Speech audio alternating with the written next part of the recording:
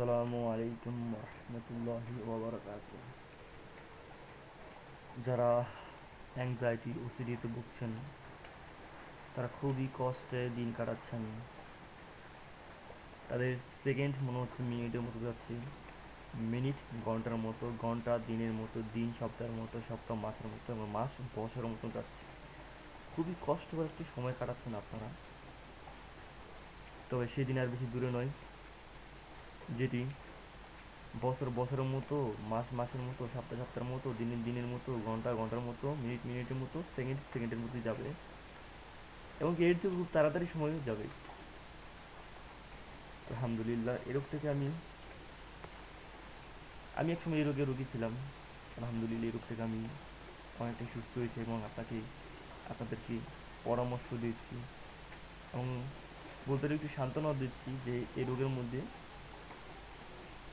যারা থাকে তারা সুস্থর পর আরও সুন্দর একটি লাইফ কাটায়। এখন হয়তো আপনাদের প্রচণ্ড মাথা ব্যথা, মাথা ভার, প্যানিক অ্যাটাক, অসহ্য, একাধিক সিমটমস পুরো শরীরকে একবারে বাদ ফালায় ফেলছে। জীবনটা একবার অতিষ্ঠ হয়ে গেছে, মনে হচ্ছে যে জীবনে কোনো মূল্যই নেই। কত মানুষ কত সুন্দর মতো জীবনযাপন করছে, কিন্তু অ্যাংজাইটি রোগীরা তাদের দিন কীভাবে কাটছে তারা একমাত্র জানে। কারো ঘুম হচ্ছে না, দেখেন আমিও ঠিক এরকম একটা সময় খুবই খারাপ সময় পার করছিলাম। বিশেষ করে প্যানিক অ্যাটাকগুলো খুবই খারাপ হইতো আমার। তো আপনার তো ঠিক একই, হয়তো বা কারো বেশি, আমার থেকে বেশি বা কারো কম, এরকম। তো কথা হচ্ছে আপনাদের প্রশ্ন উত্তর দেওয়া। সবচেয়ে বেশি প্রশ্ন হচ্ছে কি আমি কীভাবে সুস্থ হবো ভাইয়া এই রোগ থেকে। প্রথমে জানতে হবে এই রোগটা কী আমাদের।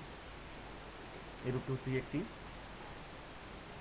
জমানো, বছরের পর বছরের জমানো নেগেটিভ কিছু কারণের জন্য হয়। যেমন কারো বাড়িতে বছরের পর বছর বা মাসের পর মাস টানা, কেউ কেউ আছে যে টানা ডিপ্রেশনে যায়, চলে যায়, পারিবারিক অশান্তি হয়, ওইটার কারণে মানসিকভাবে খারাপ অবস্থা থাকে, বা কিছু হারিয়ে গেছে, কেউ হারিয়ে গেছে, ওটা নিয়ে সারাদিন চিন্তা ভাবনা করা,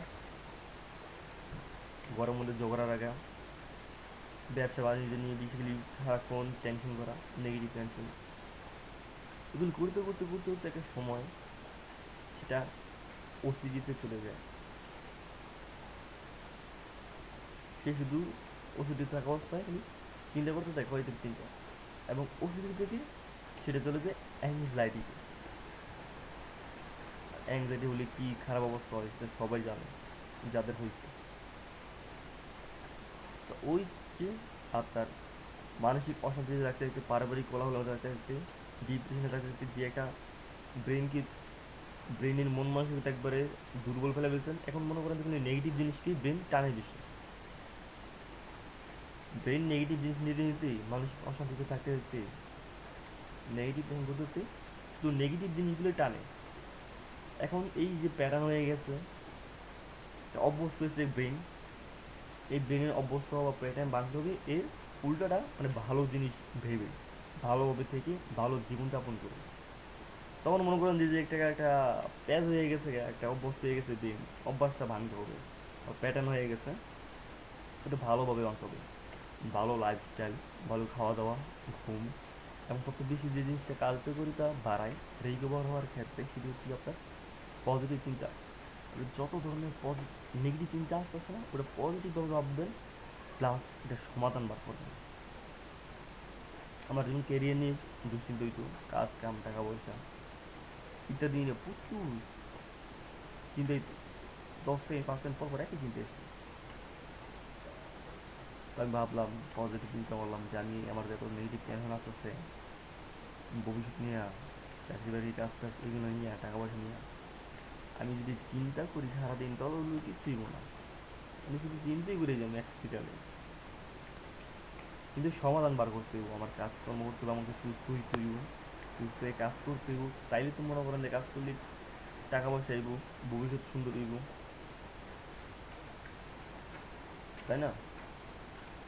ওইভাবে পজিটিভ ভাবছি এবং ভালো ভালো কাজগুলো করছি, যখন এগুলো করছি আমার যেই নেগেটিভ টেনশনগুলো আসতো সেই এগুলো একটু একটু কমতে থাকতো, একটু একটু করে কমছে।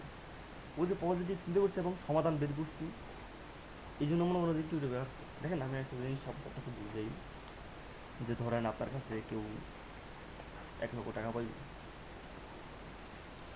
কাউকে সকালে দিতে আর রাত্রে আপনার ঘুমইব, যদি আপনার কাছে 1 লক্ষ টাকা না থাকে জীবন না। কিন্তু আরেকজন ব্যক্তি এসে যদি বলে আপনাকে যে ভাই ওই 1 লক্ষ টাকা আমি আপনার টাকা দিয়ে দিমু, এই যে ধরেন 1 লাখ টাকা আপনি ওই লোককে দিয়ে দিন, পরবর্তীতে আপনি ওই লোককে ওই টাকা পরিশোধ করে দিচ্ছেন, কিন্তু ওই চিন্তাটা আর আসবো না, ঠিক আছে?